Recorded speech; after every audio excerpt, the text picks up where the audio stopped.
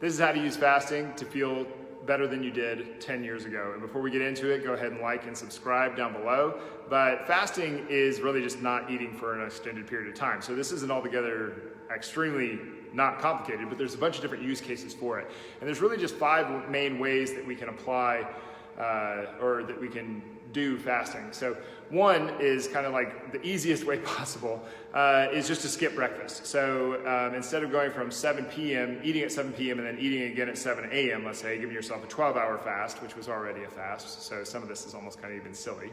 We would go from 7 a.m. to 10, or 7 p.m. to 10 a.m., or 7 p.m. to noon the next day. So instead of getting the 12 hours, we'd get an extra 5, so we get 17 hours of fasting. So that's one way to do it. The other way to do it is to just eat once a day. Now, this one kind of only works for certain people. Like if you're an endomorph, maybe you can pull it off, or if you're an extreme overeater, maybe you can pull it off. You're just one of these people that just can put down a ton of food in one setting. You're still getting into some kind of weird stuff with your metabolism there that you might not really like and it doesn't really yield well to like living. But the other one is to eat within a given window. So you might give yourself from noon to 8 p.m. to eat. You're not eating outside of those time frames. Well, that was just, so you might give yourself from 2 to 8 or from 4 to 8. You just give yourself a certain window of time frame and you can eat whatever you want in that time frame and it's fine. That is, I personally think, the least useful way to do fasting. The other one is kind of a mid-length time frame. You go for 24 to 48 hours. Now this gets kind of weird because going to sleep without eating feels strange. So when you do the 48-hour one, the 24-hour one is really easy. So you'd eat at 7 p.m. the night before, let's say, and then the next day you don't eat until 7 p.m. The thing to remember with this one, and this does have a fairly decent use case too, and I'll get into that here in a second. How you break the fast matters, because you haven't had anything that whole time. So a lot of the 7 p.m. meal has been processed through, and so whatever you do eat is going to go through you with no buffer. So if you eat, not to get too disgusting here, but if you eat Thai food, you are not going to like it. If you eat a really spicy meal, you're not gonna like it. If you eat a meal that is extremely fibrous, full of like Brussels sprouts and spinach and no soluble fiber, it's going to not be the greatest day tomorrow. That's going to go right through you. So it's just something to think about is how you break the fast. You probably want to break with something that has a significant amount of soluble fiber. Soluble fiber is like a gel that kind of slows everything down, where insoluble fiber is like a freight train that just pushes everything through. So you probably do want to stick with like a heavy protein meal. You can try like oatmeal and eggs is probably a decent, like breakfast type food is probably a decent way to go. So that's one way to do it. Now, and then there's the longer term. The 5th way is the longer term, where you're going over 48 hours. Like you might go out to 5 days, 10 days. There is a point where there's diminishing returns on this, and then, I think that's pretty clear. But your body is actually a storage machine. You store energy in your muscle. This is protein that your body can consume if you are not eating enough calories. Same thing with your fat cells. It's just storage. We're just camels. So there's a few people on Earth right now that could probably go well over a year without eating any food, just drinking water, and they probably have to add some salt in there at some point and some other nutrients, but to feel good. They'd probably feel like crap after a while, but they have that much energy just stored up in them that they could handle this. Anyway, so why would you do fasting? Well, for dudes, it has a ton of benefits. For females, it doesn't seem to work as well. That's in the aggregate though. There's plenty of females that this will work for.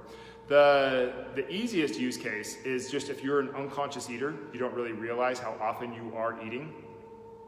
All of a sudden you say, I'm not gonna eat until 7 p.m. You realize how often you're reaching for food, and then you can consciously adjust, or you can adjust your awareness, because then you are conscious of that pattern.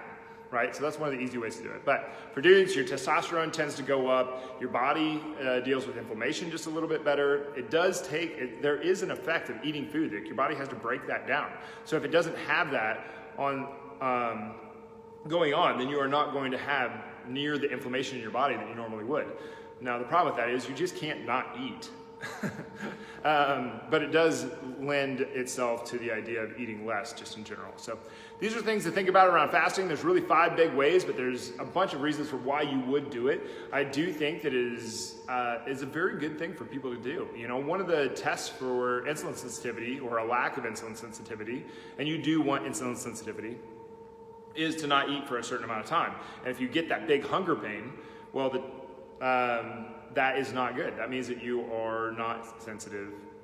Your insulin sensitivity is lacking and you need to improve it. Well, now the exercise or the test just became the exercise. So what you do to improve your insulin sensitivity is to fast every once in a while. How I would encourage you to do it, if your schedule allows for eating at 10 a.m., you just eat at 10 a.m., and you eat at 2, and then you eat at 7, right? If your schedule allows or doesn't allow for it, pick a day and you just do a 24-hour fast. So for me, I always fast on Saturdays. Like I haven't, how many years has it been? I haven't eaten on a Saturday in years. And originally it was because I was waking up very early on a Saturday morning to come out here and train other people, not myself. And so it was just a very easy, it was like, okay, well, I'm waking up super early. I could just skip breakfast, give myself an extra hour. And I know it does take me an hour to make breakfast, but give myself some extra time. That's a better way to say it. And then do my fast. And that gives you, so if your schedule allows for that, that's probably a really good way to do it. If you are so inclined, you could try a 48-hour fast.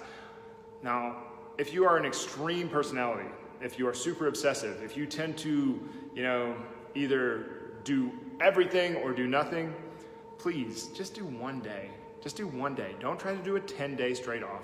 Don't try to do a 30-day. Don't try to do something crazy, not crazy, but just extreme. Just do one day. Just try one day a week for the next 4 weeks, see how it goes. But dudes, your testosterone is probably gonna go up, your guts are gonna feel better, your skin is gonna feel better. There's a lot of very good benefits to this, especially in an older population.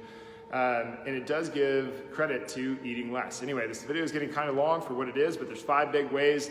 And if you are an unconscious eater, please just don't eat for one whole day and notice how often you're reaching for food. And then you're consciously aware of it. Now you can make the changes and you can make that shift.